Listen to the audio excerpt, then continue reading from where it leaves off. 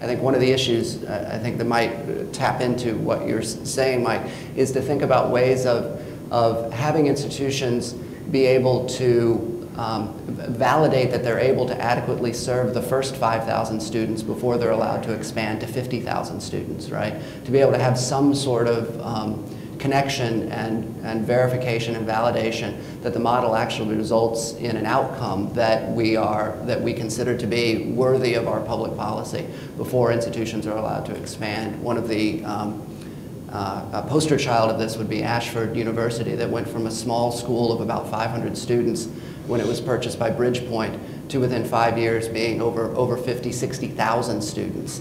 Our public policy can't catch up with that. We don't have ability to validate and verify these students before we understand whether or not that's a worthwhile expenditure.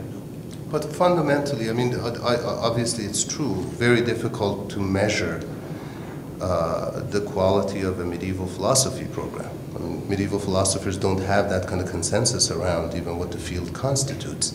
But it's important to understand that by far the vast majority of for-profits are eligible to participate in federal financing on the strength of their representation that their programs prepare students for gainful employment.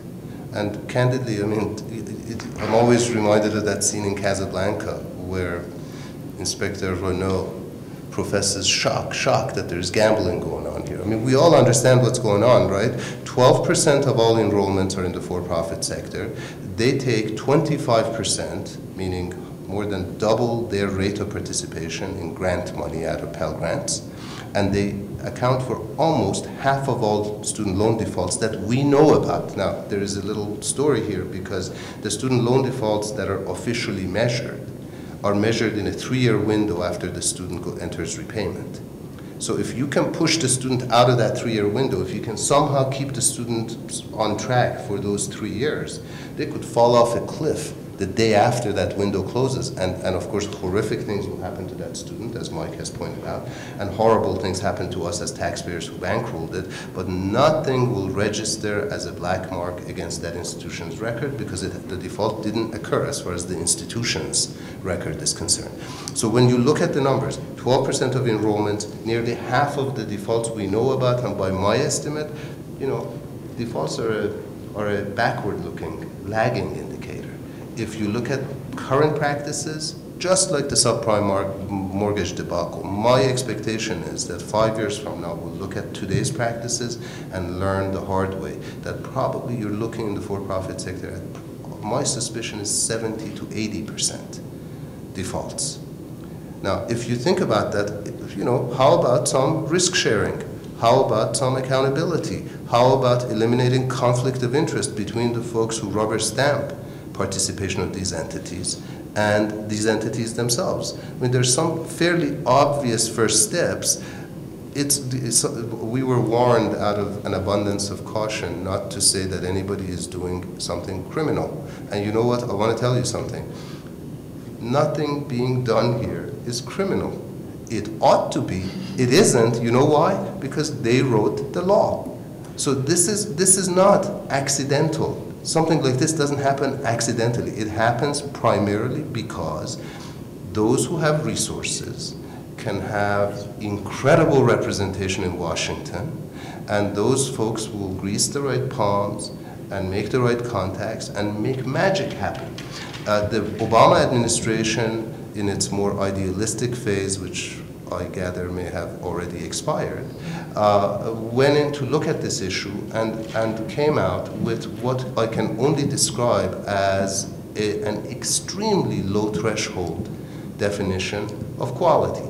They dared suggest that maybe, just maybe, 1/3 of your students ought to be able to cover interest on their student loans for you to continue to manufacture more borrowers. Not talking pay it off. I'm saying 1/3 of your students ought to be able to cover interest on their debt.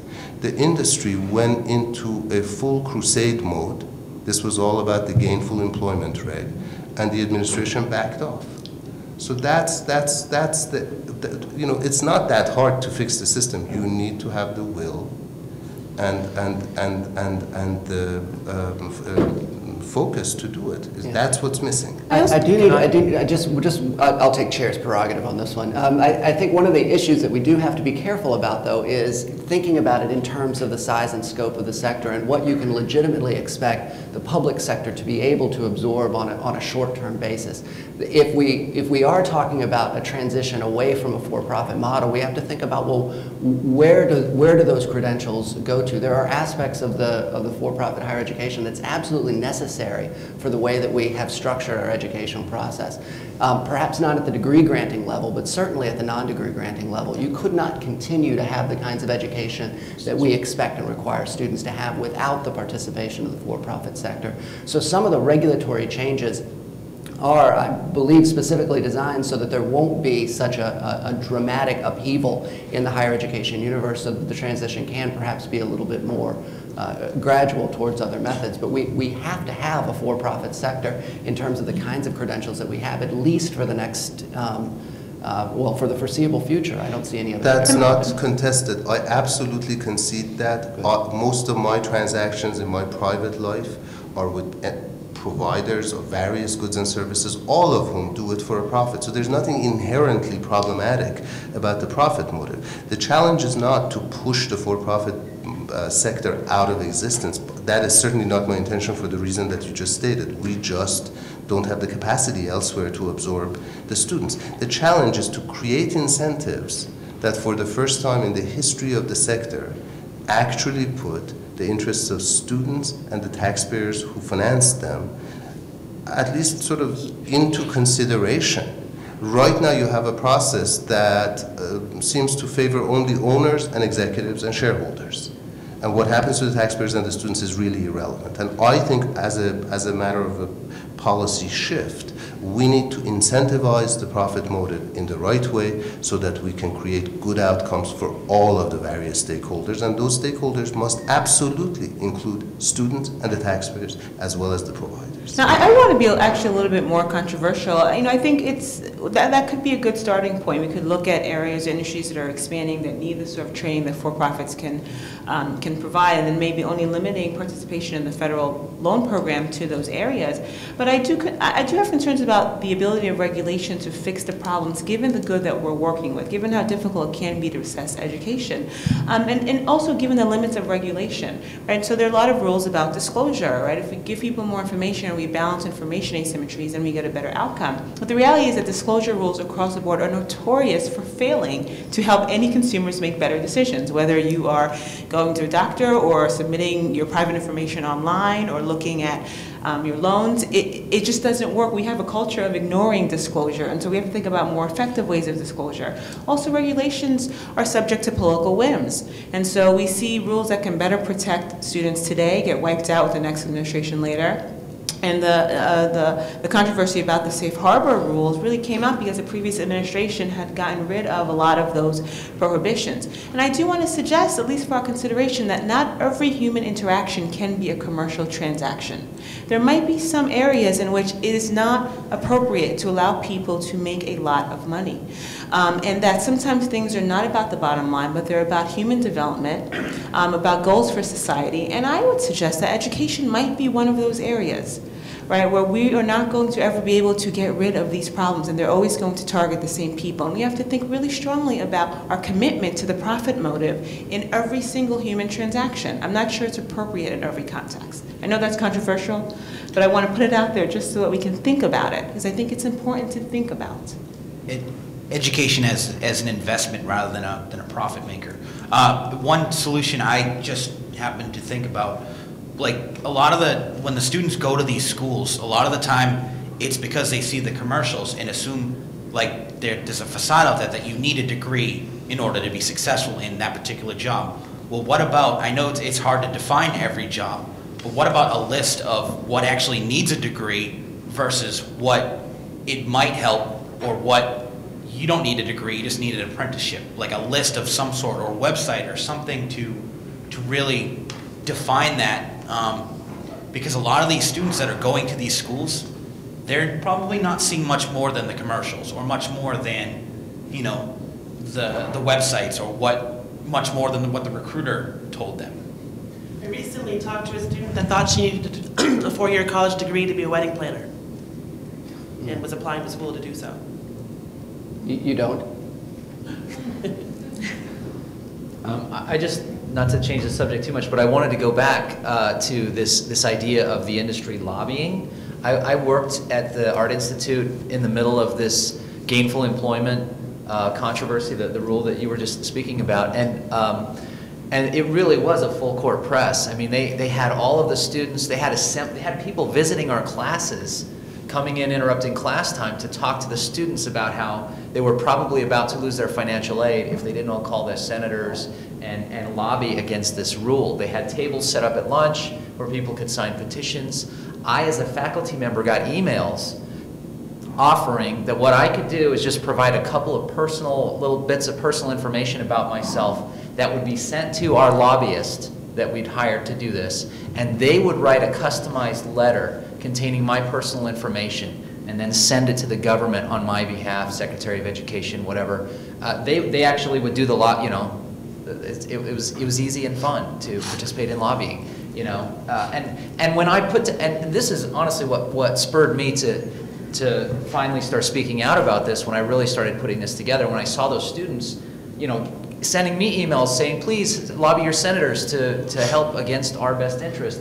And then I realized that it was around that time I also learned how much of their income, the overwhelming majority of their income, is taxpayer finance, does come from federal student loans. So we're essentially fronting the money and eventually paying for most of their efforts to lobby against our best interests and against the best interests of the students. And it's really, I don't know, can I say the balls that they have? It's incredible, you know? It's really amazing.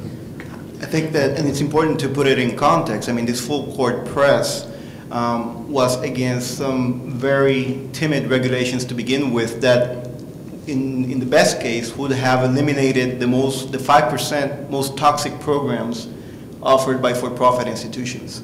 So this was not a game-changing regulatory environment, but they perceived it as a slippery slope type of situation. Yeah, but it is, in some ways, it is a game-changing regulatory shift. There are very few places in federal regulations that actually have a connection to outcomes for education, that make eligibility for financial aid based on the outcome that the student has. This gainful employment is one of the very few places in the regulations that actually speaks to what is supposed to happen after the education as a stipulation for the institution being eligible. And that's really what they were working against, the idea that they should be held responsible for an individual, independent student action afterwards that they had limited control over was the argument that they were pushing. And it is in that sense, it's a game changer by saying that the outcome of education, the institution itself is responsible for, has some responsibility for that in order to maintain eligibility. But that is what they're selling to students, right? I mean, all these infomercials that we have been referring to do not have any disclaimers at the end that say, you know, these are unusual results or results may vary. They're selling the dream that these students will go through these programs, we pay these amounts of money, and we'll end up in a high-tech career or in an art career that will allow them to be gainfully employed. And so what the regulations we're looking at were very basic outcome measures, you know, graduation rates, debt burdens, and loan defaults. Mm-hmm. If you're doing really, really bad, so bad that you're among the 5% most toxic programs in the U.S., then your eligibility to receive financial aid could be threatened, And that was the extent of the proposal, and yet we saw how aggressively the industry came into play to fight against it.